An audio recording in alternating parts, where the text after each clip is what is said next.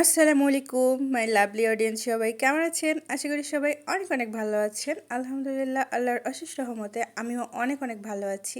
এই ভিডিওটা প্রায় আমার 1 মাস হয়ে গেল, শুধু ভয়েস দেওয়া আর এডিটিংয়ের জন্য ছাড়তে পারি নাই। খুব ব্যস্ত ছিলাম, প্রচুর প্রচুর ব্যস্ত ছিলাম।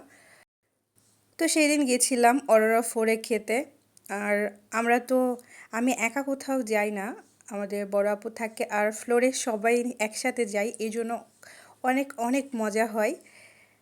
মানে খাওয়ারটা যতটা মজা হয় তার চেয়ে বেশি যে আমরা সবাই একসাথে যাই, আনন্দ করি, এইটা অনেক বেশি মজা হয়। তো যেইখানে যাই ভাই কাপল থাকবেই। আর ওইদিকে যে ভিডিও করতেও মানে হাসিও পাচ্ছিল। তো এখানে আপুরা নিয়েছিল নান গ্রিল। আর আমি এই যে আমার হাতের দিকে নজর পড়ে গেল, ইন্ডিয়াতেও গাইস ভোট হয়ে গেল আর আমার হাতের এই চিহ্নটা উঠেই নাই। মানে এটা নিয়ে এতটা চিন্তিত আমি, আমার নখের দাগটা যে কবে উঠবে। ওরা তো খাচ্ছিল আর আমাদের প্লেটারটা আসতে অনেক লেট হবে, এর মাঝখানে আমরা অনেক ফটো নিয়ে নিয়েছি, ভিডিও করেছি, দেন আমাদের খাবারও চলে আসছে। আর এই প্লেটারটা দেখলে আমার কেন জানি রাগ লেগে যায়, যেহেতু বড়াপুরা ছিল, ওরা অর্ডার করেছিল, কিছু বলতে পারি নাই। আমার একদমই ভালো লাগে না এই প্লেটারটা। আর এইটা মানে শুধু সাজানোটাই ভালো লাগে, ওরা যেভাবে সার্ভ করে এটা, কিন্তু খেতে আমার রাইসটাই ভালো লাগে, এছাড়াও আর কিছুই ভালো লাগে না। আর এই যে এখানে যে ছিল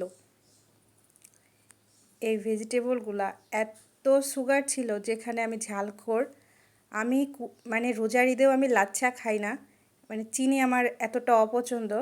আর সেইখানে আমি এখানে এসে এই সবজিটা খাচ্ছিলাম, আমার এত খারাপ লাগছিল, মনে হচ্ছিল সুগার, কেজি কেজি সুগার এই ভেজিটেবলে মানে দিয়ে রেখেছিল, এই পরিমাণ অবস্থা।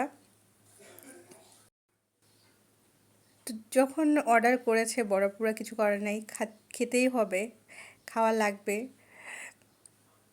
তো খাচ্ছিলাম, আর ওই যে চাটনিটা দিয়েছিল ওটা দিয়ে নিয়ে নিয়ে খাচ্ছিলাম, যেহেতু আমার ঝাল খুব ভালো লাগে। তারপরে আর খেতে ইচ্ছে করছিল না, বারবার ঠেলে রেখে দিচ্ছে আর আপু বকছে যে খান, তখনই আবার খেতে হচ্ছে।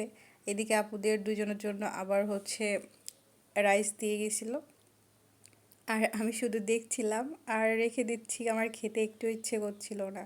মানে আমার এতটা অরুচি উঠে গেছে, আবার যখন আপু বলছে খান, খাবার নষ্ট করা যাবে না, তখন আবার একটু নেড়ে চেড়ে মুখে দিচ্ছি। মানে কি যে একটা বিচ্ছিরি অবস্থা, বাইরে খেতে গেলে খাবার পছন্দ না হলে যা হয় আর কি। তো আমি বসে বসে চিকেন খাচ্ছিলাম, কিছু করার নাই। আর আমি এখন যে ভয়েসটা দিচ্ছি, আমি ভীষণ অসুস্থ, আবার গলাটাও একটু বসা বসা ভাব, তো আমার গলাটা বাজে হলেও সবাই একটু স্কিপ করে নেবেন আর পুরো ভিডিওটা দেখবেন।